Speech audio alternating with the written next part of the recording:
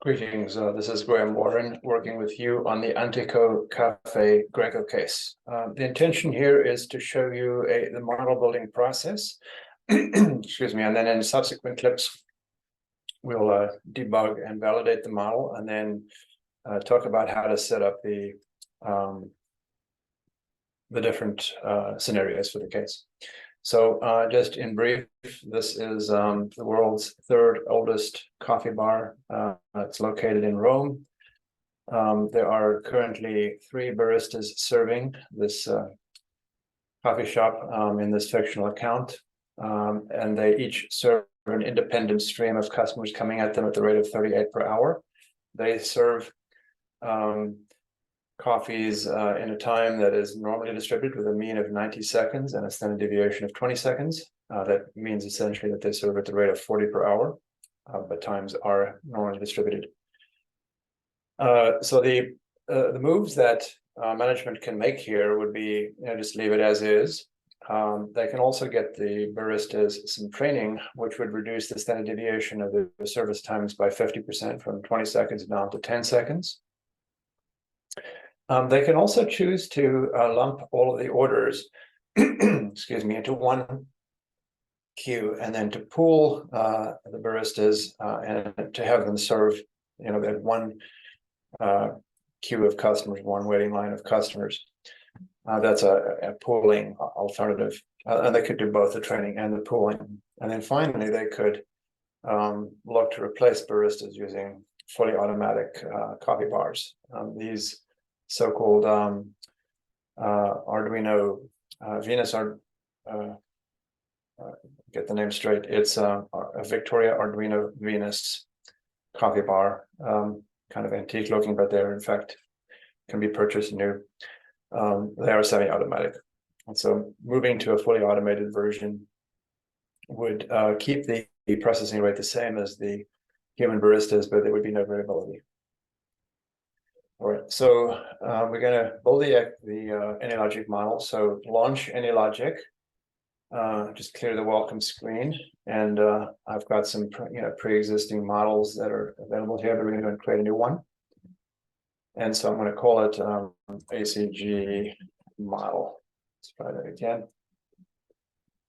And I'm going to say that the unit of time, most important unit of time is minutes here. Say finish. That's going to give me a blank canvas. Now I'm going to go through this thing and build a model, and we're going to start by generating some arrivals. So we need a source block here. I'm going to just relabel that customer arrivals. Just cust arrivals. And they're going to arrive in the initial model that I'm going to build. I'm going to try and mimic the existing setup. So let me just lay out for you what this in fact is going to look like. It's also going to be the way we're going to validate this thing. So these are Poisson arrivals at the rate of 38 per hour. And then the service is normal with a mean of 90 seconds and a standard deviation of 20 seconds. And so this is, we could model this barista using an MG1 model, because we have Poisson arrivals, we have general service, and there is just one server. And then each of the subsequent baristas could be modeled equivalently, because these service processes are assumed to be independent, but the customer stream is completely independent. So each of them would be an MG1, and so once we've analyzed one, essentially we've analyzed them all.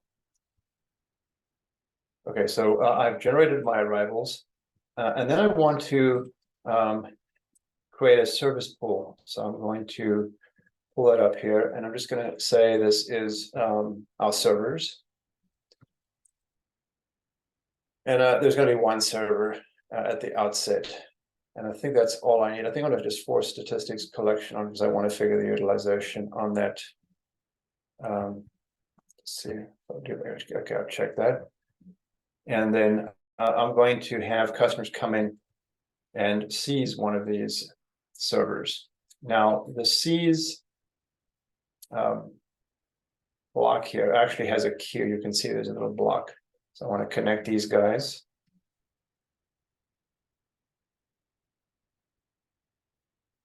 And I might drag this just a tad further.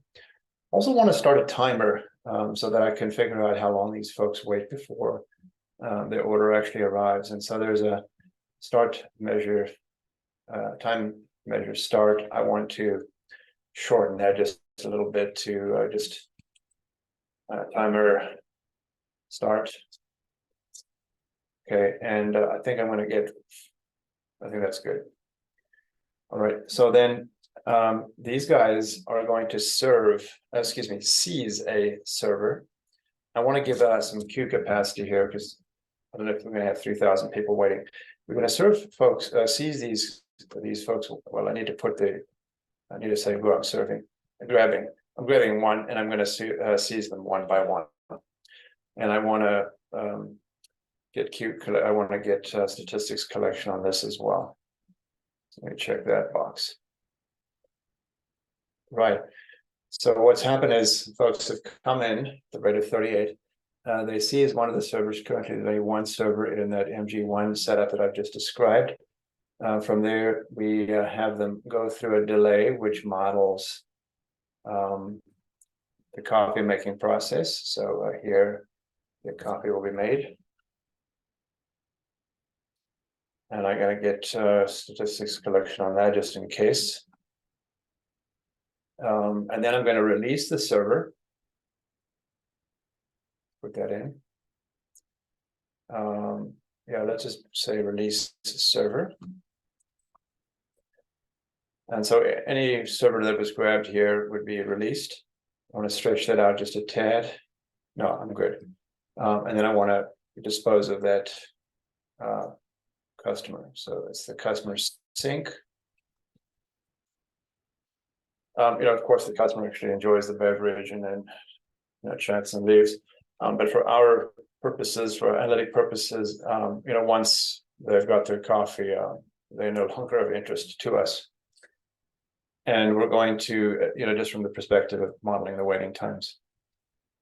So one thing that has been lost in the conversation here is, whether we have enough capacity to host everybody that shows up here. And I want to put a timer end in that as well, so we can stop our timer. Just restructure that one to be timer end. And I must make sure that it connects with, that it's related to timer start. So, when the customer comes through, it'll compute the difference there from timer start to timer end. Now, I think what I want to just clean up that typo there.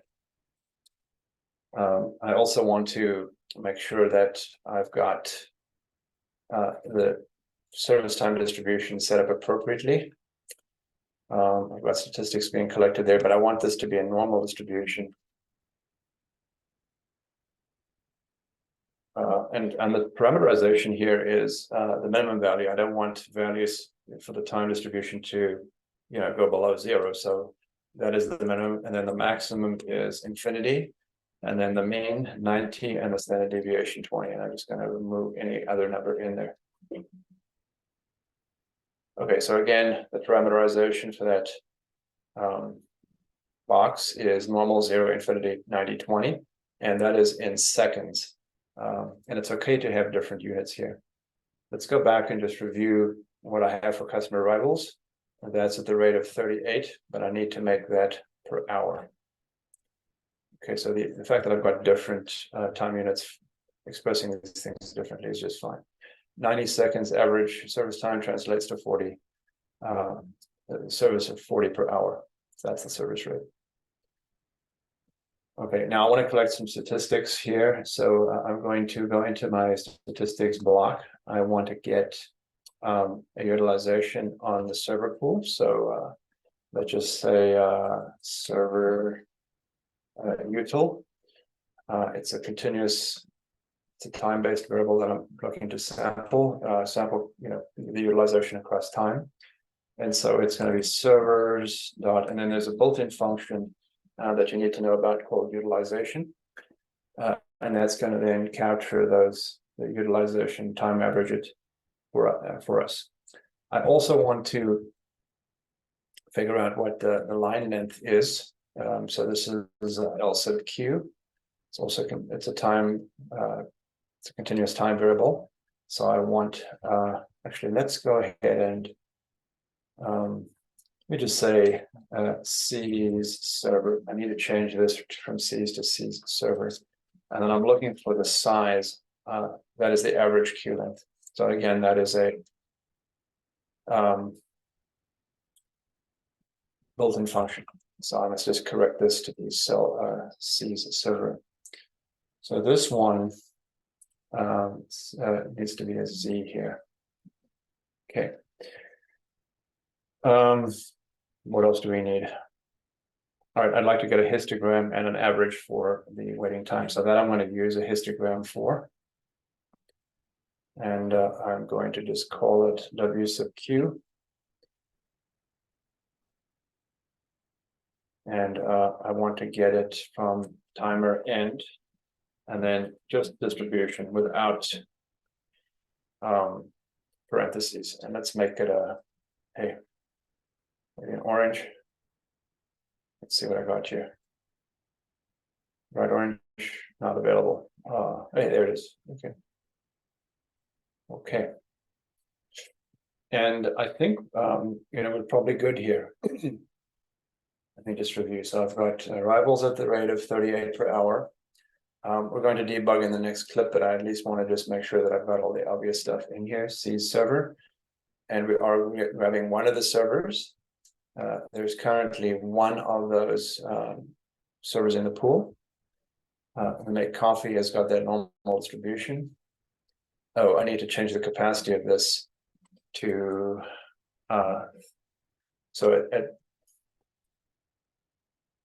yeah, let's just make that 100.